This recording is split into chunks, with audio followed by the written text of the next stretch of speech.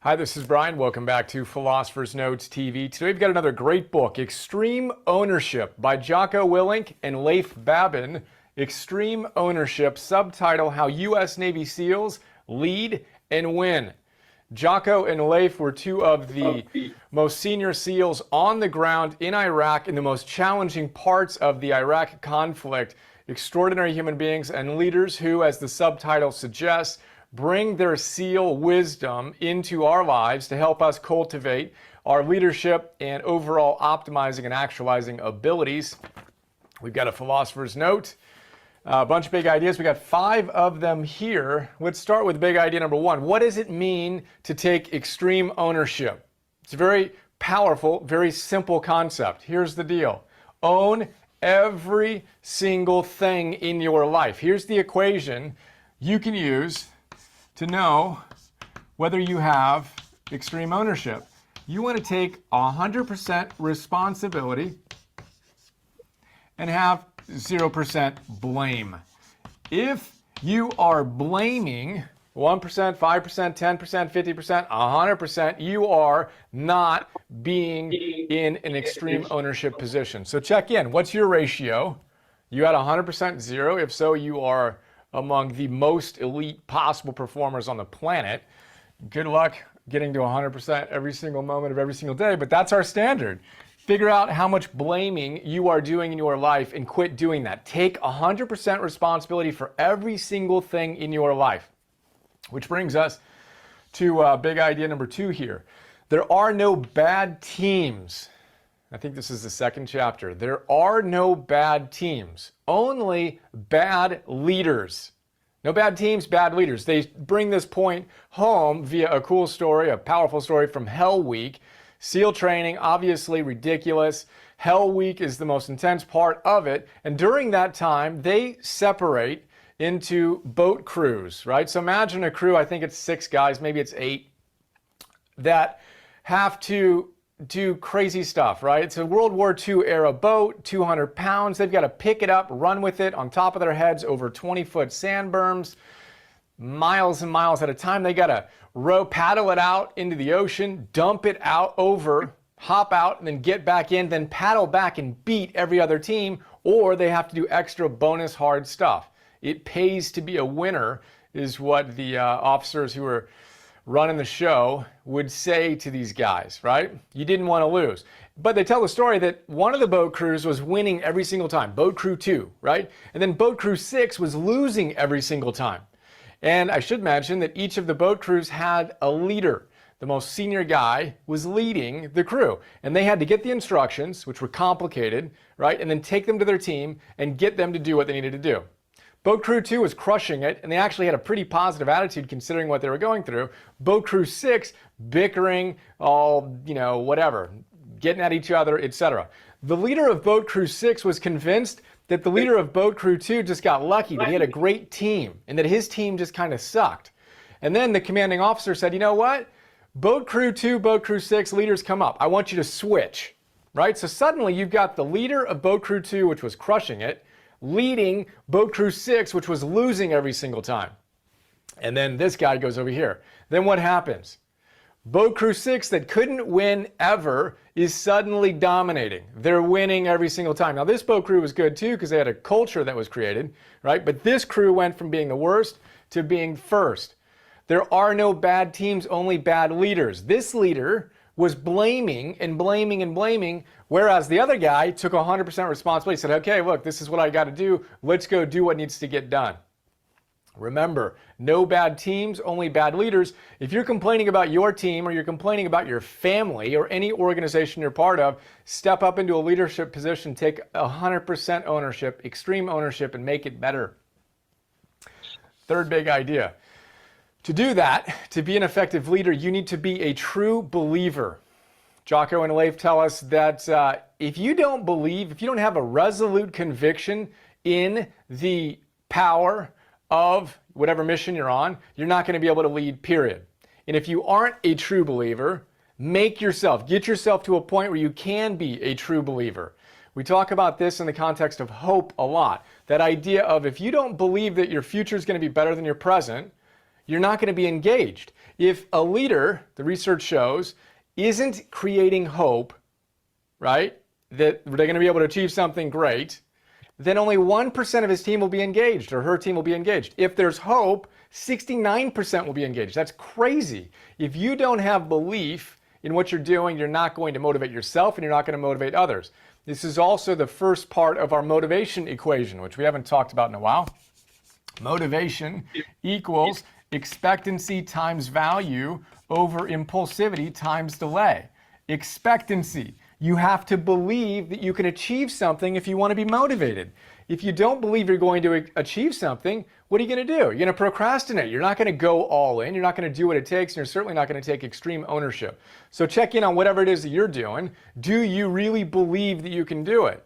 If you can't, make it so you can, either by getting more capacity to achieve your goal or bringing it back a little bit so it's more doable for you. Challenging and doable.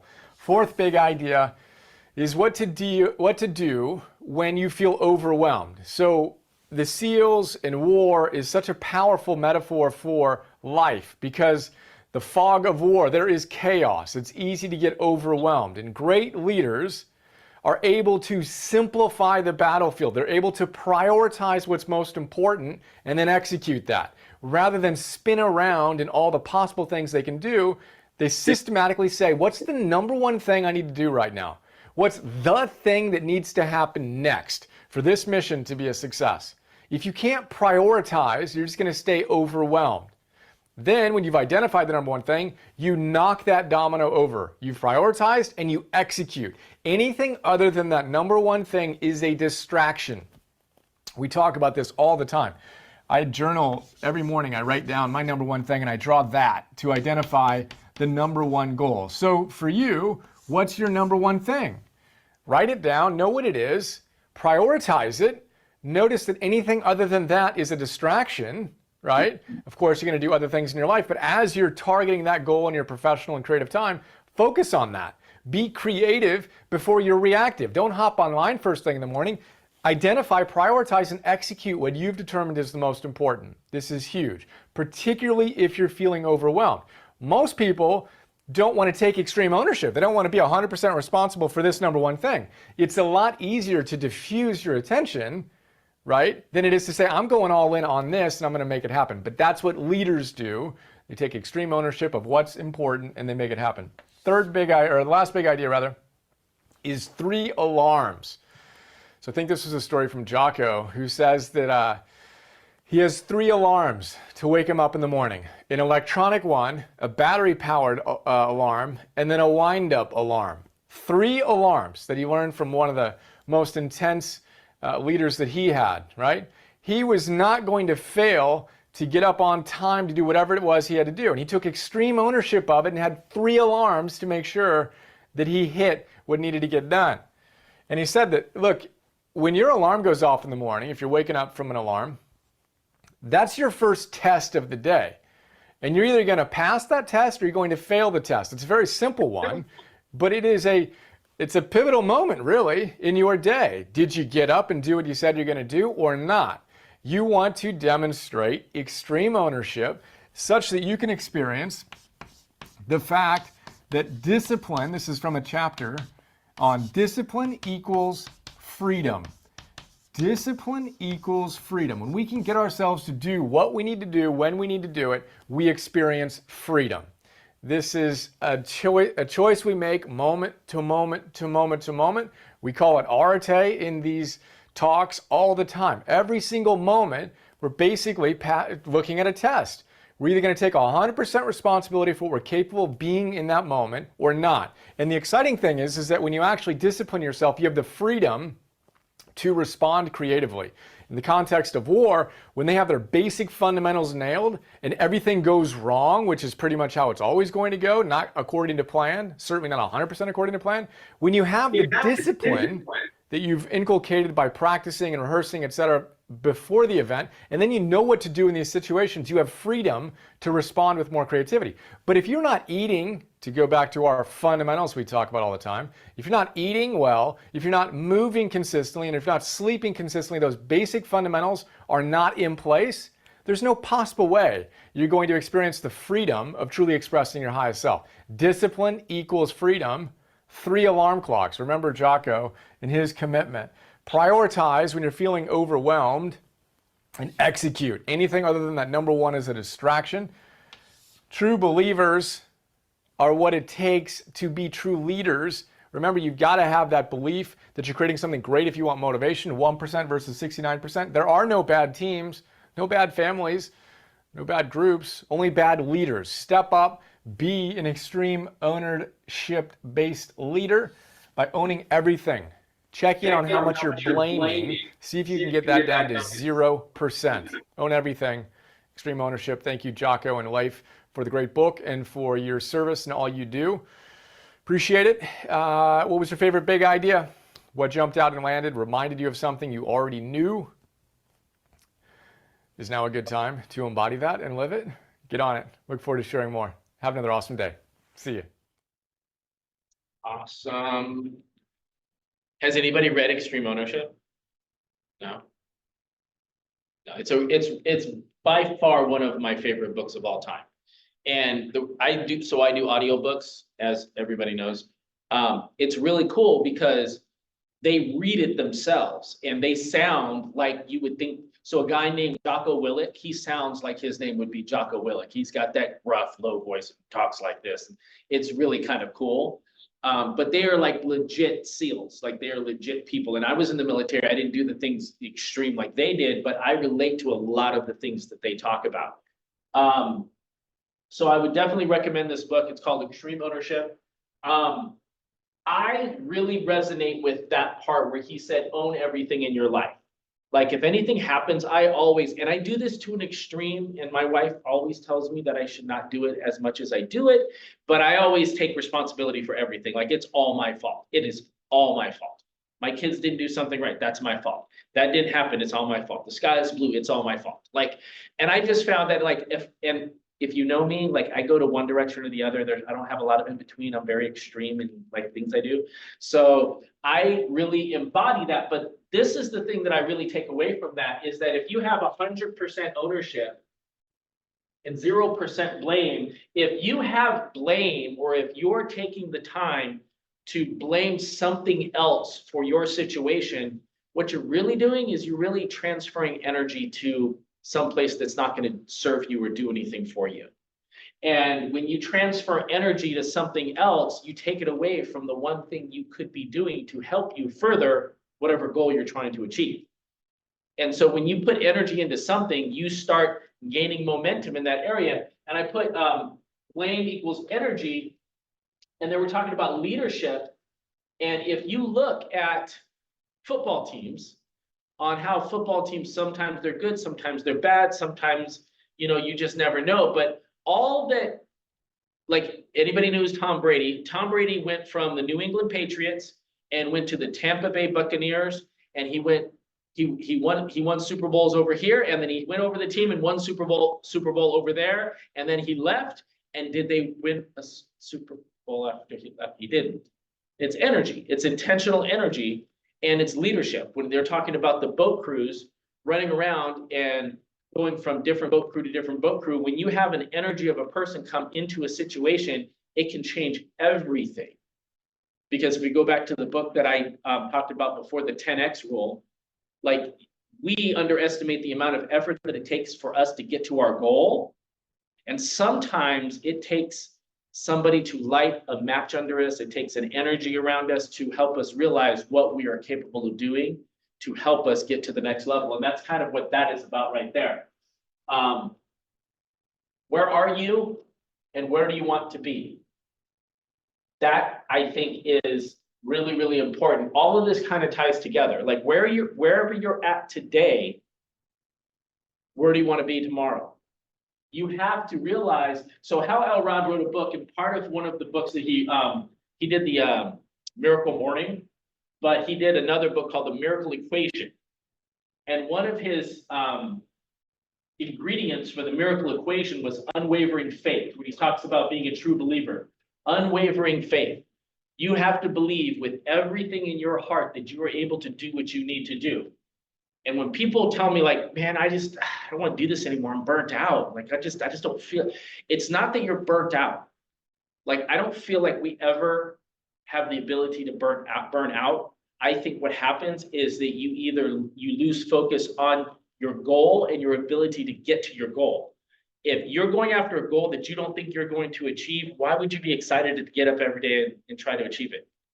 Right? So I equate that to burnout. This, I think, is super powerful when he's talking about basics and when he goes to base and the fundamentals of the things that you have to do. Being in the military, they have a thing that you go through. I mean, Glenn, you're in the military, right? You're in the Australian military, South African military. Before I start even making jokes, like how is that? Do you know how that's different between like the Army, the US Army versus what you guys did? What was the difference? Do you know? I couldn't say. I would say that, of course, the US Army is bigger, but the training is mostly the same. Do you have a basic training that you go through? Yeah, you have basic training for 6 months. Yeah. And then if you become an officer, then you basic training plus another 3 months, and then you become an officer. You become an officer. Yeah. So in other words, a lieutenant, second lieutenant, Yeah, sergeant, staff sergeant. got it. Okay. So you probably will resonate with this a little bit. The thing that when you go into the military and you do basic training, the basic training, I wish they call it something else, because the word basic, I don't think gives it its full value. When I was in the military, I went through basic training and then I went through military police academy. But the things they taught you in basic training were things that you would use every day while you were in the field. And they were things that would basically help you save your life. And you would always fall back on that consistently. And that's the same in business. When you have your business, you have the basics. Like whenever the market freaks out, everybody talks, oh, we got to get back to basics. Well, we have to get back to basics because at some point, if your business isn't doing what it needs to do, that means you left the basics. If you don't ever leave the basics, then you don't have to get back to the basics. And what are the basics in real estate? The basics are you call your database, you put people in that you find in your database, and then you call your database, and then you follow up with your database. And I think that's kind of it. Like it's not super complicated. So you just follow those basics, and those are the fundamentals. Kind of like you have to eat, sleep. I say shower, like some people don't have to, but like eat, sleep, like there's fundamentals that you have to do on a day-to-day basis to make sure that your life works the way it's supposed to work. And that's basically the basic training aspect of it. So, Frank, sorry. Yeah. Just going back to basic training then, when we were doing our basic training, I couldn't run to save my life. And every time we do a 1.2 kilometer run, which was every morning, Yeah. I always come in and start laps. Eventually, one of the staff sergeants said to me, "You're becoming a lieutenant, you've got to be able to run, bro." He says, we're gonna work with you. Every night they take me on a 4-mile run, and they put bricks in my backpack so I can handle the stress and the agony of it. And eventually, within 3 weeks, I was running the 2.4 kilometer race, and I was winning every time, but they were pushing and pushing. And that's what I think a lot of people don't understand, why basics is there. Yeah. To push you, to get you to do things and do it right. Yeah. You're absolutely right.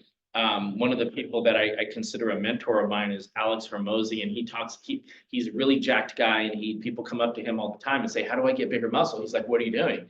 He's like, I'm doing 3 sets of 10, 2 to 3 days a week. And he's like, okay, how about you do 3 sets of 20, 6 days a week?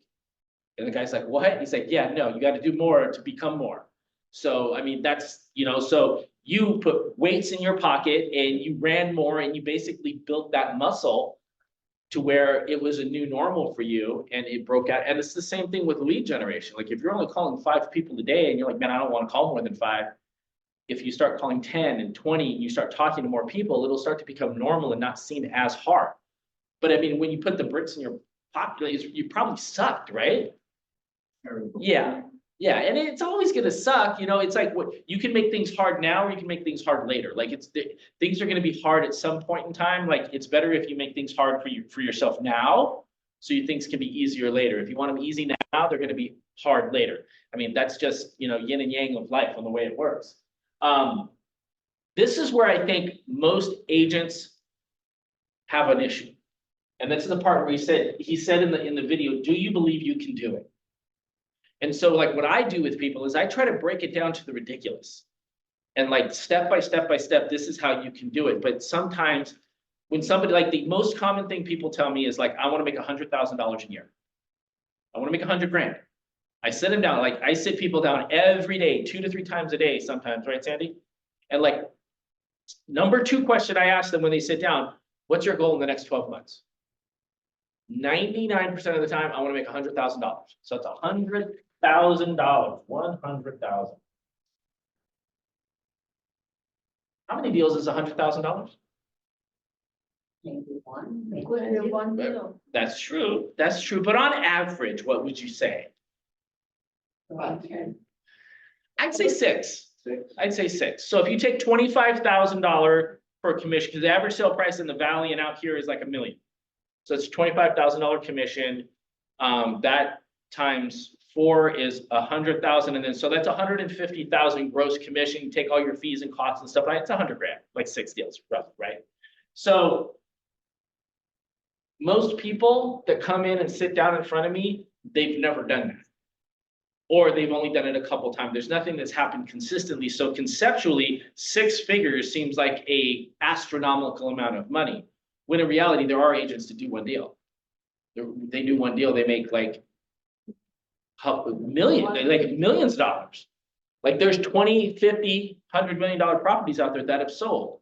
So it's more of a mindset issue. And what it all comes back to is the fear. The fear. Like there's something you're afraid of. And this is why I tell everybody, you need 3 coaches in your life. You need a business coach, you need a health coach. And I just got off the phone with my health coach this morning. I talked to him right before this thing on Mondays. And he really wanted to talk to me because I was in Vegas last week. And he's like, so how'd you do? Like, how did that go? I'm like, it actually didn't go too bad. Like I ate a lot of salt and probably some things that I didn't tell him that I ate. But like, I didn't really gain a lot of weight or anything. Like I kind of maintained, like, I think I have some salt water weight going on, but I'm actually pretty good. But you need a business coach, you need a fitness coach because your health is the most important thing. And then you need a therapist to talk to. Because like I say, someone screwed you up and it was probably your parents, and you need to talk to somebody about that. The issue is that we have fear about doing these things and we don't talk to anybody about it. We're not honest about what the problem really is. And it could be anything depending on who you are. But you have to actually have unwavering faith and you have to actually believe you can do it. And a lot of times when I go through my story and I talk to people and I coach agents and I tell people, this is really funny, is that they go, man, if you could do it, I could do it. Like, that's true. That's true. Because there ain't nothing special about me. I will tell you that. Like, I am not the smartest. I'm not the fastest. I am not any of those things. But it comes down to consistency and repetition of time on task. And my process is different than your process. Like when I tell my story on how I did 6 figures in 6 months, I tell people, like say 6 months, because from when I started to when I made it, it was 6 months. But in reality, it was 3 months, because I had to take 3 months to get out of my own damn way. Because when you start I gotta have the right business card, I have to get the right flyer, I have to research this, and I have to, we do all this extra stuff because there's fear. And so we do all this stuff to kind of feel like we're prepared to do something. And then what happened is that, for anybody that knows my story, is that, my wife at the time quit her job and she was pregnant with our first kid. And I quit my job because I thought I was going to be really good at real estate. And I remember sitting at the desk with all these phone numbers in front of me and all these names and this stupid script that I had in my head, saying to myself, you are an idiot. You are stupid. I cannot believe you quit your job. What are you thinking? Your ego's so big and blah, blah, blah, blah, like just beating myself up inside my head. And the thing is that I was motivated by the best motivator in the world, and that was fear. So you can have fear stop you, you can have fear motivate you. But it's like I had so much responsibility that I pushed forward. Just, I was gonna make something happen. I had unwavering faith. 100% that I was gonna make something happen no matter what. I did. And the thing is that once I got one little piece, and I knew it was possible, I did one little thing that I just ran with it as fast as I possibly could. And so he said this, and I thought he was gonna say something about Gary Keller's The One Thing, because we had that video before, but he basically said what the book, The One Thing, said. What's the one thing that by doing that would make everything unnecessary or easy and blah, blah, blah, and that comes directly back to Gary Keller. So like, what's the one thing? What is the one thing that will help you get to where you wanna go? Does anybody wanna share their goal while they're Don't here? give up. Huh? Don't give up. Well, I mean, if you wanna guarantee failure, that's how you give up. The way you guarantee success is you just keep going no matter what. But what's the one thing that you could do, you could actually do to get you to your goal? Anybody wanna share their goal in the room for this year? No? Glenn's like, nope. But say like, let's say your goal is $200,000, right? Your goal is $200,000. Let's say that's 15 deals. Las Vegas School of Education. I don't know how to spell deals. Should deal like deal in a card, but anyway, 200,000. That's 15 deals. So how do you get 15 deals? So what is the one thing you could do to get 15 deals? So Social media. So everything that everybody just said had one thing in common. What was that? Perspective. Prospecting. What's another word for prospecting? Lead generation. Lead generation. Energy. Yeah. So it's lead generation. So lead generation is the one thing right here. So when somebody sits down to coach with me, the first coaching session is usually very quick. I sit down and I say, let me see your calendar. And they show me their calendar, and usually there's a ton of blank space.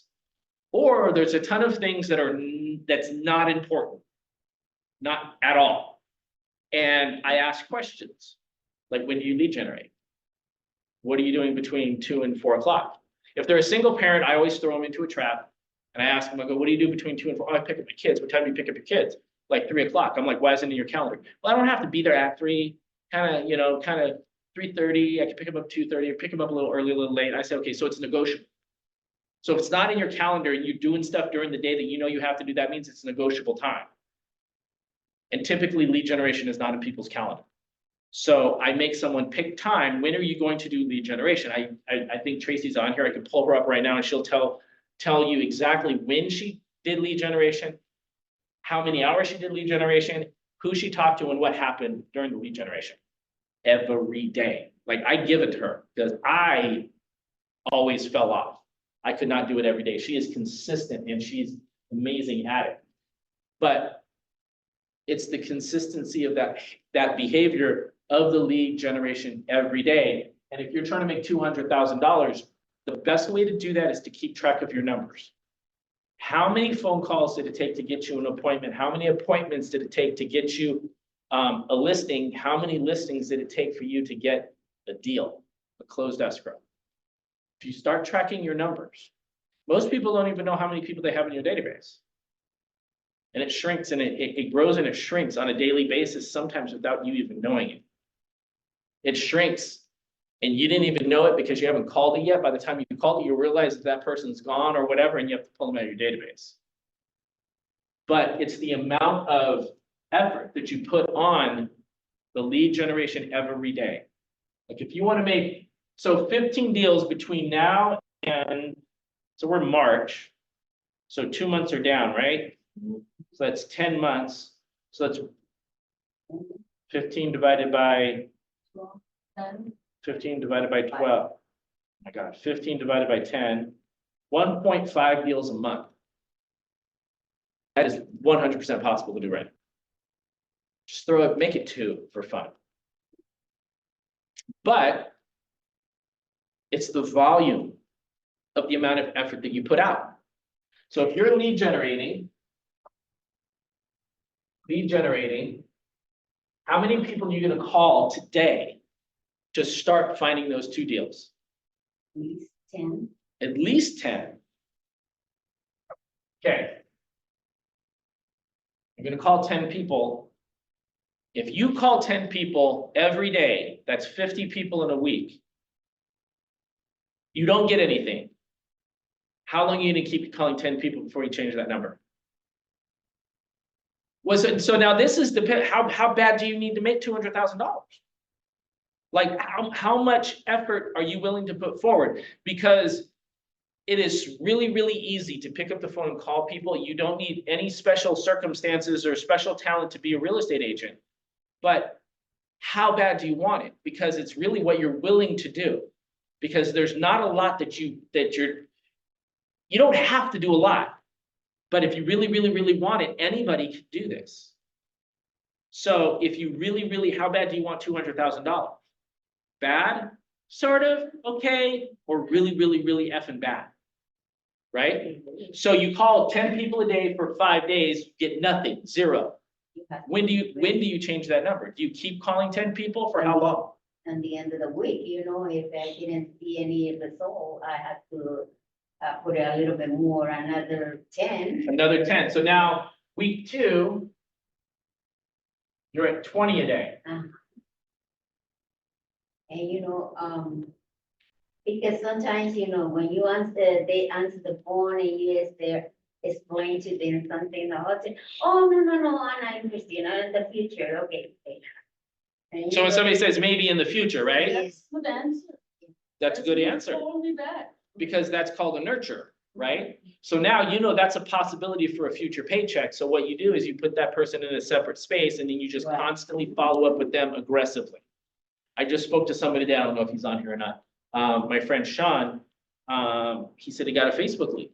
And I'm like, how long, when did you contact him and how long did it take to become a lead? I think he said something like 2 years. 2 years, followed up with somebody for 2 years. yeah, And now they're looking for a property. The thing is they would have bought 2 years ago, they would have probably got like a 25% discount on prices today. But 2 years, most people won't follow up with people for that long. oh, I follow more, I have the one I'm working right now Yeah. with the church, Yep, I have 4 years, you know, and this is the thing, is you should have, if you don't have at least 300 people in your, Keller Williams says 201. That's great. I say 300. Because we're better, we're not average, right? So you should have 300 people in your database. Like how aggressively are you gonna follow up with those people? Because everybody there is gonna buy, sell, or rent. Everybody. You're not gonna get everybody. You're not gonna get everybody. And I always talk very aspirational on how you're going to get everybody. That's kind of, I reflected back and said, man, I think that's the way it comes off when I talk to people. You're not gonna get everybody. Case in point, just had a conversation with Tracy today. Family members, we're gonna buy out here. We showed them some property. And then Tracy's like, hey, you know, if you go out of state, like make sure and I think they even said it, like, we want to make sure you get a referral fee. We found out today from another family member, they bought, are in escrow, didn't use us. Happens. Yeah. Has happened to me. It happened to me a lot in my beginning of real estate. So I'm kind of like, whatever.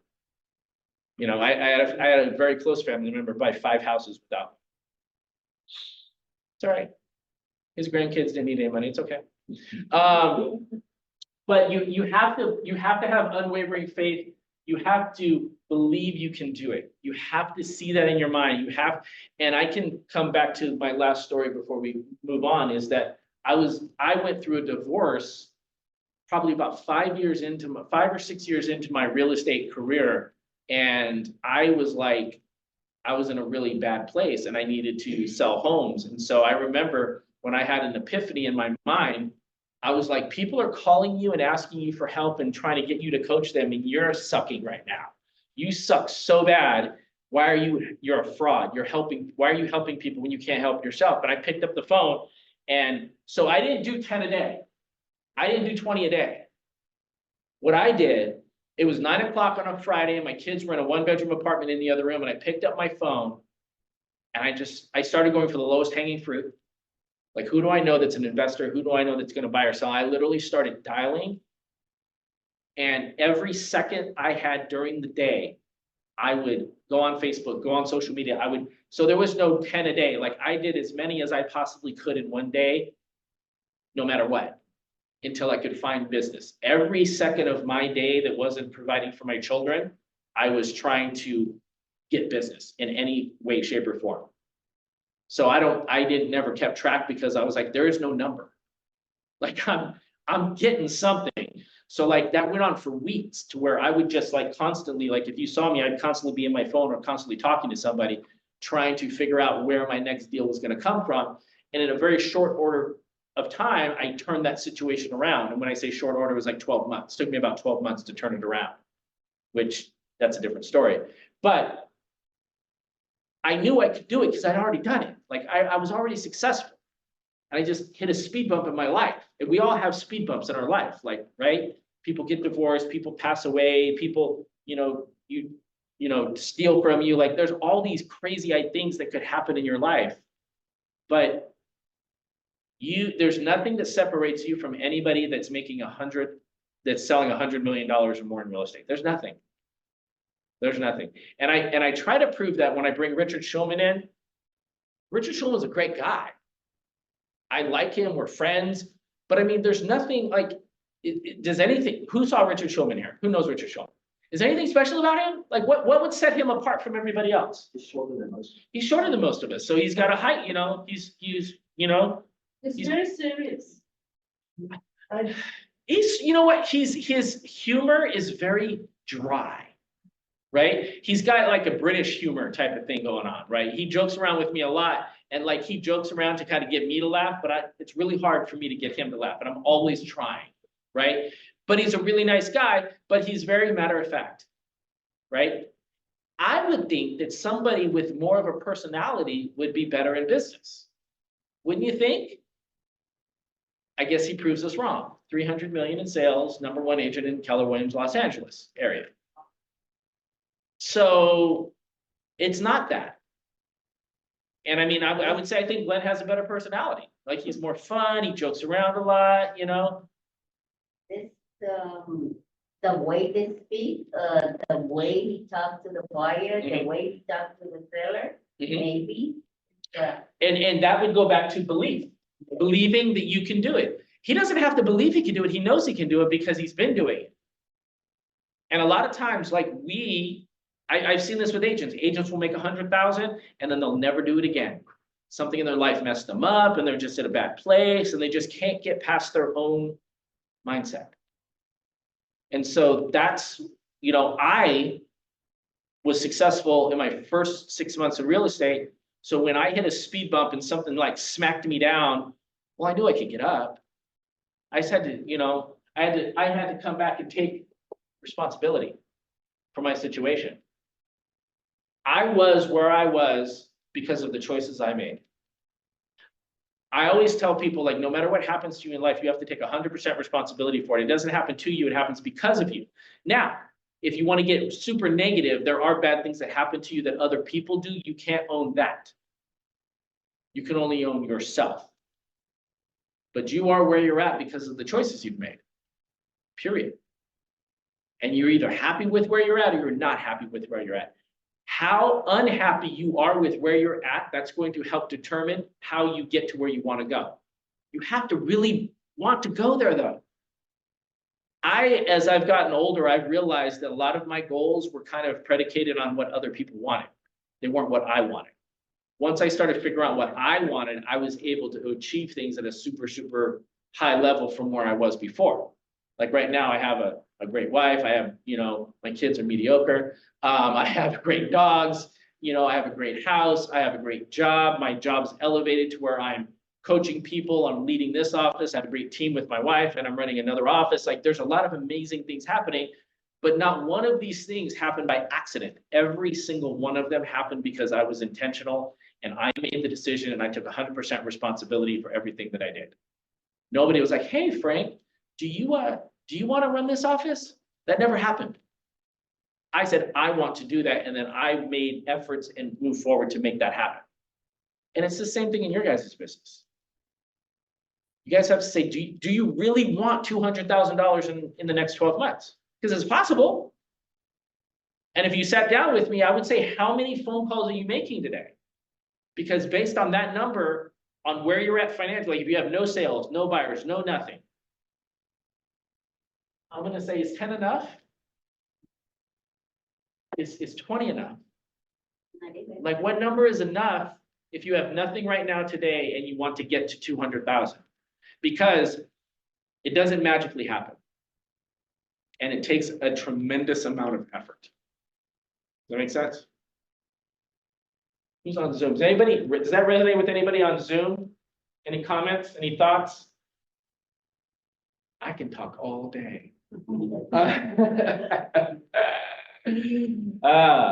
Anything else for the good of the order before we play our last video? I think I covered everything there. I agree with you. You have to want it Yeah, more than breathing. You just have to like sacrifice everything and just 8 weeks ago, I was miserable across the country. you were in snow, Negative 17 for a month. 17, negative 17? Negative 17. How is that even a thing? Why do people live there? No. And I cried and I was like, all right, what am I gonna do? And so I just made it happen and here I am. I know, you walked in, I'm like, no way. So tell me how did you figure that out? Like how bad did you want to be here? Because first of all, where you were at, the price point's lower. Yeah. So you think it would be easier and you want them to come back here. Without sunshine, there is nothing in search of motivation. And so I kept coming to your classes. Yeah. And really what it came down to was the one thing, and I wake up each day, miserable, cold, pissed off. And like, what is the one thing that I'm gonna do today, right now, that's gonna get me back there to purpose? And I did. Yeah. And they were like, how did you do it? I don't know, I just did, because the one. Yeah. It's mindset. That's all that is. That's 100% mindset. There's nothing skillful or different about anything that she just said. She just wanted it really bad. So now she's here. And so one of the scripts that I give to my clients is that I say, listen, it's not easy to just go talk to random people. You kind of need a reason sometimes. So I give you the reason. So like, I will say, hey, I'm in real estate. And my coach gave me a task that I have to talk to 20 new people every day, and I haven't been able to do it. And you're my first person, so I wanted to talk to you. Then you gave him a reason. So like, make up a reason to talk to people and have a conversation with people. Oh my God, you have great shoes. Like, figure out a reason to connect with somebody. And then tie that reason to what you really, really want. 200,000 is a lot of money. Make it 100,000, make it 50,000, make it something that you know is attainable, that is going to get you out of bed in the morning, fly you across the United States to come to California to like make it happen. Like, but you have to really, really, really, really want it. And think back in your life of something you really, no matter how small it is, something you really, really, really, really wanted. And what did you do to get it? Because a lot of times it's not how much do you want it. It's like, what are you willing to do to get it? Because there's nothing that you can't accomplish. But what are you willing to do to get it? Jeff Bezos, Elon Musk, they all have the same amount of time. None of them are any smarter than you guys. We all have the same brain. Like, except for me, like I have to read something 10 times more than like somebody does one time. But still, I just means I have to work 10 times harder. So there's nothing separating a lot of us. So what are you willing to do to get you to your goal? That's what you have to ask yourself. So, all right, thank you for sharing. All right, let's play the last video and get out of here. Let me speak to that person that feels like they lost their worth or their value. This is a dollar bill.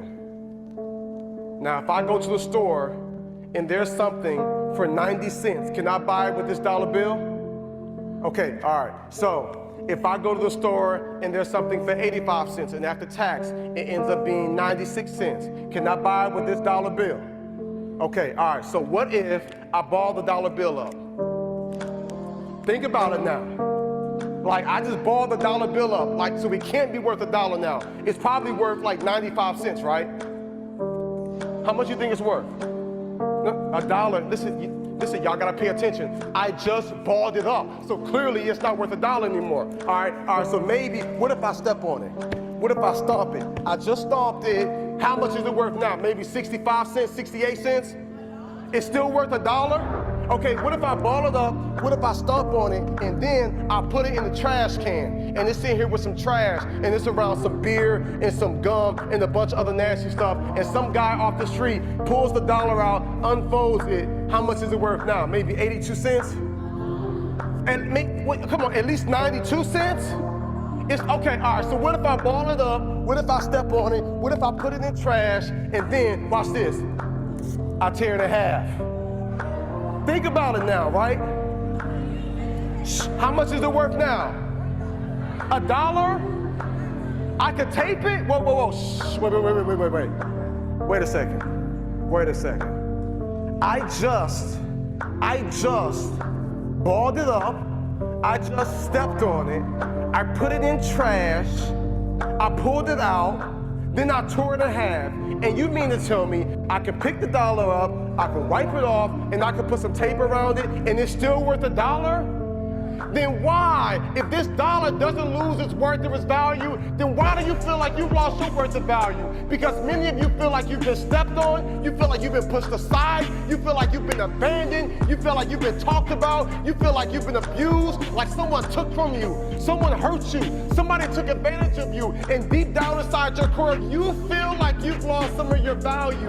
And I am here to tell you today that this dollar still has worth and value, because there are some men years ago who put value over this life and said that no matter what happens to it, it can still be taped back together. It can still be wiped off. And I am here to tell you that you were created and you're born and you're here and you have life and you have purpose and you have value. And though you've gone through some hard times and though you've experienced some depression and you might be wanting to hurt yourself and you might want to give up, I am here to tell you you still got worth and value. And there is nothing that can happen that can take your worth and your value away. So what you gotta do now is you gotta pick yourself up. You gotta dust yourself off and you gotta keep moving. Good. Thank you guys for coming. I appreciate it. Thank you.